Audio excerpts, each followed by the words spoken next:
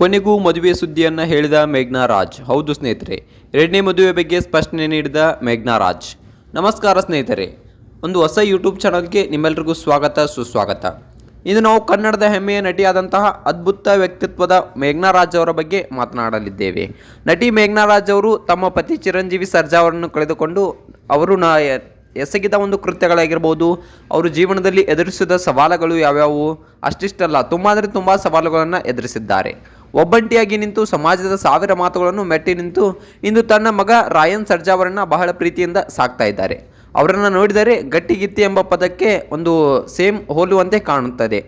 ಇಷ್ಟು ದಿನ ಮದುವೆ ವಿಷಯ ಬಂದಾಗೆಲ್ಲ ಮೌನ ವಹಿಸುತ್ತಿದ್ದ ಇವರು ಅಥವಾ ಮದುವೆ ಬೇಡ ಎನ್ನುತ್ತಿದ್ದ ಮೇಘ್ನಾ ರಾಜ್ರವರು ಈಗ ಮೊನ್ನೆಯಷ್ಟೇ ಒಂದು ದೊಡ್ಡ ವಿಷಯವನ್ನು ಹಂಚಿಕೊಂಡಿದ್ದಾರೆ.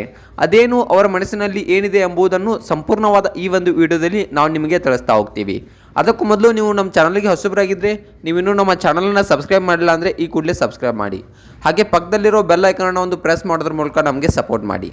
ಹಾಗಿದ್ರೆ ಬನ್ನಿ ಸ್ನೇಹಿತರೆ, ತಡ ಯಾಕೆ ಮಾಡೋದು, ವಿಡಿಯೋನ ಸ್ಟಾರ್ಟ್ ಮಾಡೋಣ. ಮೇಘ್ನಾ ರಾಜ್ ಇತ್ತೀಚೆಗಷ್ಟೇ ರಯಾನಿ ಮಿಥುನ್ ಎನ್ನುವ ಇಂಗ್ಲಿಷ್ ಯೂಟ್ಯೂಬ್ ಚಾನಲ್ನ ವಿಶೇಷ ಸಂದರ್ಶನವೊಂದರಲ್ಲಿ ಹೇಳಿದ್ದಾರೆ. ಈ ಸಂದರ್ಶನದಲ್ಲಿ ಅವರು ತಮ್ಮ ಎರಡನೇ ಮದುವೆ ಬಗ್ಗೆ ಮೊದಲ ಬಾರಿಗೆ ಮುಕ್ತವಾಗಿ ಮನಸ್ಸು ಬಿಚ್ಚಿ ಒಂದು ಮಾತನ್ನು ಹೇಳಿದ್ದಾರೆ. ಚಿರಂಜೀವಿ ಸರ್ಜಾ ಅವರ ನಿಧನದ ನಂತರ ಮೇಘ್ನಾ ರಾಜ್ರವರು ಮರು ಮದುವೆಯ ಬಗ್ಗೆ ಸೋಷಿಯಲ್ ಮೀಡಿಯಾದಲ್ಲಿ ಸಾಕಷ್ಟು ಹಲವಾರು ಚರ್ಚೆಗಳು ನಡೆಯುತ್ತಲೇ ಇದ್ದವು. ಆದರೆ ಮೇಘ್ನಾ ರಾಜ್ ಅವರು ಇದರ ಬಗ್ಗೆ ಎಂದಿಗೂ ಕೂಡ ಮಾತನಾಡಿರಲಿಲ್ಲ, ಇದರ ಬಗ್ಗೆ ಎಂದಿಗೂ ಕೂಡ ಪ್ರತಿಕ್ರಿಯಿಸಿರಲಿಲ್ಲ. ಆದರೆ ಈ ಕಾಲ ಮಿಂಚಿದಂತೆ ಅವರು ಆಲೋಚನೆಗಳ ಬದಲಾಗ್ತಾ ಇವೆ. ಹೌದು ಸ್ನೇಹಿತರೆ, ಈಗ ಕಾಲ ಮಿಂಚಿದಂತೆ ಅವರ ಆಲೋಚನೆಗಳು ಬದಲಾಗ್ತಾ ಇವೆ.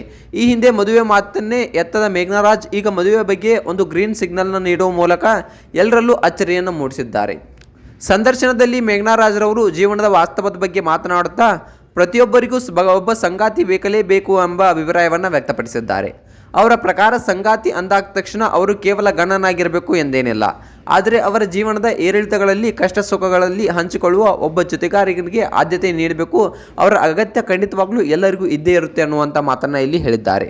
ಒಂದು ಗಂಡಿನ ಮತ್ತು ಒಂದು ಗಂಡಿಗೆ ಒಂದು ಹೆಣ್ಣು ಜೊತೆಯಾಗುವುದು ಸಹಜ, ಆದರೆ ಎಲ್ಲ ಸಂದರ್ಭಗಳಲ್ಲೂ ಅದು ಹಾಗೆಯೇ ಇರೋದಿಲ್ಲ, ಯಾವಾಗಲೂ ಅದು ಹಾಗೇ ಆಗಿರಬೇಕಂದಿಲ್ಲ.